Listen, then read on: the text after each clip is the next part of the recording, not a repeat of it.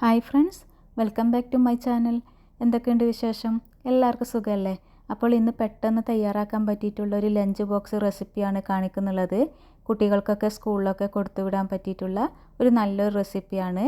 ഇതെങ്ങനെ തയ്യാറാക്കുന്നുള്ളതെന്ന് കണ്ടു നോക്കാം. ഇവിടെ ഞാനൊരു പാത്രം വെച്ച് ചൂടായപ്പോൾ വെളിച്ചെണ്ണ ഒഴിച്ചു കൊടുത്തിട്ടുണ്ടായിരുന്നു. അതിലേക്ക് 1/4 ടീസ്പൂൺ ചെറിയ ജീരകം ചേർത്ത് കൊടുത്തു.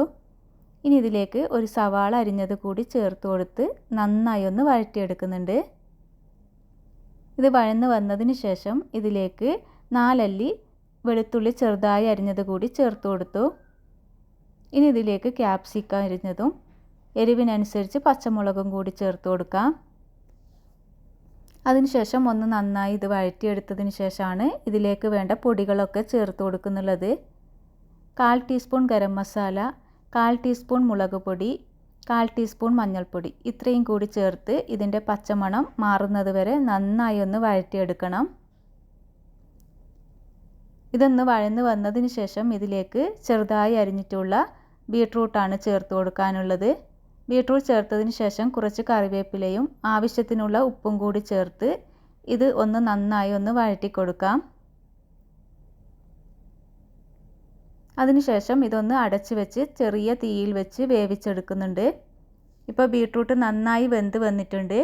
ഇനി ഇതിലേക്ക് 2 മുട്ടയാണ് ചേർത്ത് കൊടുക്കുന്നുള്ളത്. മുട്ടയിൽ ഉപ്പിട്ട് നന്നായി മിക്സ് ചെയ്ത് വെച്ചിട്ടുള്ളതായിരുന്നു. അതുകൂടി ചേർത്ത് കൊടുത്ത് ഇത് ഒന്ന് വേവിച്ചെടുക്കണം. മുട്ടയും ബീട്രൂട്ടും കൂടി നന്നായി മിക്സ് ചെയ്ത് കൊടുത്ത് മുട്ട നന്നായി ഒന്ന് വേവിച്ചെടുക്കാം. ഇനി മുട്ട വെന്ത് വന്നതിന് ശേഷം ഇതിലേക്ക് തേങ്ങ ചേർത്ത് കൊടുക്കുന്നുണ്ട്. ഒരു 4 ടേബിൾ സ്പൂൺ തേങ്ങ ചേർത്ത് കൊടുക്കുന്നുണ്ട്. തേങ്ങ ചേർത്തതിന് ശേഷം ഇതൊന്ന് മിക്സ് ചെയ്ത് കൊടുക്കാം. അതിനുശേഷമാണ് ഇതിലേക്ക് ചോറ് ചേർത്ത് കൊടുക്കുന്നുള്ളത്. ഞാനിവിടെ ബസ്മതി റൈസാണ് ചേർത്ത് കൊടുത്തിട്ടുള്ളത്. ഉപ്പിട്ടിട്ട് വേവിച്ചിട്ടുള്ളതായിരുന്നു റൈസ്. ഇനി ഇതെല്ലാം കൂടി ഒന്ന് യോജിപ്പിച്ച് കൊടുക്കുന്നുണ്ട്. ഇത് പെട്ടെന്ന് തയ്യാറാക്കാൻ പറ്റിയിട്ടുള്ള ഒരു റെസിപ്പിയാണ്. കുട്ടികൾക്കൊക്കെ സ്കൂളിലൊക്കെ പോകുമ്പോൾ പെട്ടെന്ന് തയ്യാറാക്കി കൊടുക്കാൻ പറ്റും.